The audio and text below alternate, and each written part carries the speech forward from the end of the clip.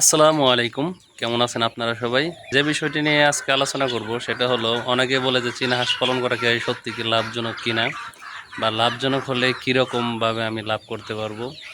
তো সেই বিষয়ে হালকা কিছু আলোচনা করি। আপনি যেখানে যাবেন সেখানেই দেখতে পাবেন বর্তমানে যে চীনা হাঁস নিয়ে খুবই কৌতূহল মানুষ। অনেক মানুষ বলছেন যে চীনা হাঁস পালন করে অনেকেই অনেক লাভবান হইতেছে, আবার অনেকে বলে যে না এটা তেমন লাভজনক না, অনেক খায়। এগুলো বিভিন্ন আলোচনা হয়, তাহলে আসলে কি লাভজনক কিনা। তো আপনারা একটা বিষয় মনে রাখবেন যে কোনো জিনিস যদি লাভজনক না হতো তাহলে এগুলা কখনো বিস্তীর্ণ হয় না।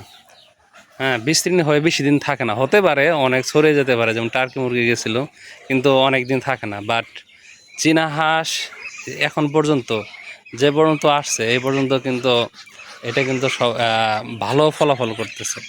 একটা বিষয় মনে রাখবেন, দেখবেন যে যে জিনিসটা মানুষ খায় কিনা, হ্যাঁ, বাজারে চাহিদা আছে কিনা, মানুষকে কিনে নিয়ে ওইটা খাইতেছে কিনা, একদম ভোক্তা পর্যায়ে যাইতেছে কিনা। যদি দেখেন যে হ্যাঁ এটা ভোক্তা পর্যায়ে এটা চলতেছে, তাহলে মনে করবেন যে এটা ভবিষ্যৎ আছে। ধরেন টার্কি মুরগিটা, এটা কিন্তু একসময় দারুণ জনপ্রিয় হয়েছিল, কিন্তু ওইটা কিন্তু মানুষ খায় নাই তেমন, যে কিনে এনে বাজার থেকে কিনে এনে খাইতেছে কিনা, না খায় নাই তেমন। এর জন্য কিন্তু এটা দীর্ঘদিন কিন্তু এটা থাকে না, এটা সম্ভবও না বাস্তবিক অর্থে। আর চীনা হাঁস দেখবেন যে মানুষ কিন্তু হাট বাজার থেকে কিনে এনে খাইতেছে, তার মানে কি এটার ভবিষ্যৎ আছে। এখন চীনা হাঁস পালন করা লাভজনক কিনা? অবশ্যই লাভজনক, যদি আপনি প্রপারভাবে পালন করতে পারেন। হ্যাঁ, লাভজনক না হলে আমরাও বাড়াতাম না, কেউ বাড়াতো না। এটা হলো আপনি যদি লাভজনক করতে চান তাহলে এটা কি করবেন। অনেকে বলে যে ভাই আমি মাংসের জন্য চীনা হাঁস পালন করব নাকি এটা বাচ্চা সেল করব। এর জন্য আপনি যেভাবেই করেন না কেন, সঠিক পরিকল্পনা মাফিক এগিয়ে যেতে পারলে ইনশাল্লাহ আপনি দুটাতেই সফল হবেন। ধরেন আপনার ওখানে যদি পর্যাপ্ত পরিমাণ হলো মানে এক্সট্রা খাবার থাকে, বাহিরের খাবার আনতে পারেন, যেমন ধরেন পানা, তারপর শামুক ঝিনুক, এক কথা এক্সট্রা খাবার যদি দিতে পারেন তাহলে তো এটা মানে মাংসের জন্য খুবই লাভজনক। হ্যাঁ, আর যদি দেখা যায় যে না আপনার সব কিছু কিনে খাওয়াতে হয়, তাহলে আমি মনে করি যে বাচ্চার দিকে যাওয়াটা বেটার। হ্যাঁ, হ্যাঁ, কারণ চীনা হাঁসের একটা বাচ্চা ওঠার পরই আমাদের এখানে যেমন 150 টাকার মতো দাম আছে, মানে 300 টাকা জোড়া। তাহলে বুঝতে পারতেছেন বাচ্চা বিক্রি করা অবশ্যই লাভজনক। আবার মাংসের জন্য করতে পারলে লাভজনক কীভাবে, যেমন ধরেন যেগুলো পুরুষ সেগুলো কিন্তু ঠিক মতো খাওয়াতে পারলে কিন্তু 2-2.5 মাসে কিন্তু 2 কেজির উপরে আসে। আমি কিন্তু আপনাদের ভিডিওর মাধ্যমে দেখাইছি। এক কথা যেভাবে করতে পারেন না কেন লাভজনক, যদি ওদের কোনো রোগে আক্রমণ না করে। ঠিক আছে, রোগ আক্রমণ করলেও এটা চিকিৎসা আছে, কিন্তু আপনাকে সে চিকিৎসা সম্পর্কে কিন্তু জানতে হবে। অনেকে কিন্তু দেখা যেতেছে অবহেলা করেন। হ্যাঁ, আপনি হয়তো কম দামি ওষুধ খাওয়ালে এরা সুস্থ হবে, কিন্তু রোগ ব্যাধি সম্পর্কে কিন্তু প্রথমে জানতে হবে। এর জন্য কিন্তু আমি বলি আপনি যেটাই পালন করেন, হাঁসি করেন বা মুরগি করেন, তাহলে কিন্তু আপনাদের অবশ্যই এটা হলো ছোটো পরিসরে শুরু করতে হবে। ঠেকবেন, তাহলে আপনারা দেখা যেতেছে ধীরে ধীরে শিখবেন। তো আমার কিন্তু এরকম হয়েছে, আমার হাঁস মারা গেছে, এই হয়েছে সেই হয়েছে, আমি কিন্তু ছাড়ি নাই। হ্যাঁ, আমি শিখছি, এখান থেকে শেখার আছে। যেমন ছোটো বাচ্চা তো আনার পরই প্রায়গুলো মারা গেছিলো, মাত্র একটা ঠিক ছিল, 10টা থেকে একটা ঠিক ছিল।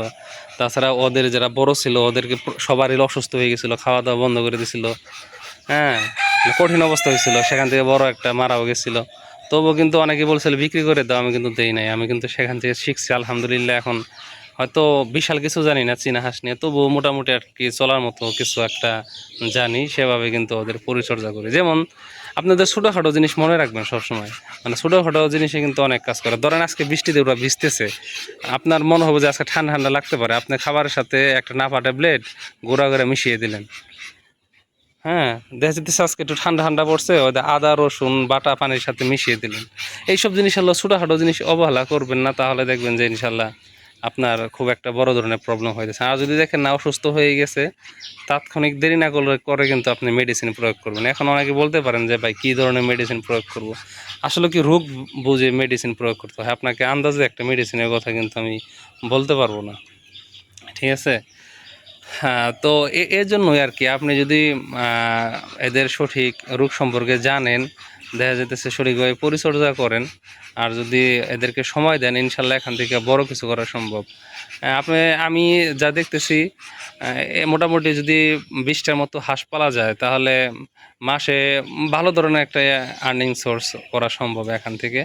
আর দেখবেন যে অবশ্যই এই বিষয়টা আমি বলি যে আপনারা যা কিছুই পালন করেন না কেন আপনারা কিন্তু দেখবেন যে আপনাদের বাজারে বা আপনি বিক্রি করতে পারবেন এরকম চাহিদা আছে কিনা। অনেকে কিন্তু মেসেজ করে, ভাই আমি এই যে টাইগার মুরগি পালছি, বিক্রি তো করতে পারতেছি না, এইটা পালতেছি, বিক্রি করতে পারতেছি না। আপনাদের বাজারে যদি চাহিদা না থাকে সেই জিনিস কখনোই করবেন না আপনি বাণিজ্যিকভাবে। নিজে খাওয়ার জন্য এক কথা, আর বাণিজ্যিকভাবে আরেক কথা। বাণিজ্যিকভাবে করতেছেন মানে মানুষের জন্য কিন্তু করতেছেন, মানুষে যদি না কিনে তাহলে তো হবে না। হ্যাঁ, আচ্ছা, আশা করি আমার ভিডিওটি থেকে কিছু একটা হলেও জানতে পারছেন। আসলে কি এক ভিডিওতে তো সব কিছু বলা সম্ভব না। তো আমি বোঝাতে চেষ্টা করলাম যে না, আসলে এটা লাভজনক যদি আপনি সুন্দরভাবে বড়ভাবে করতে পারেন।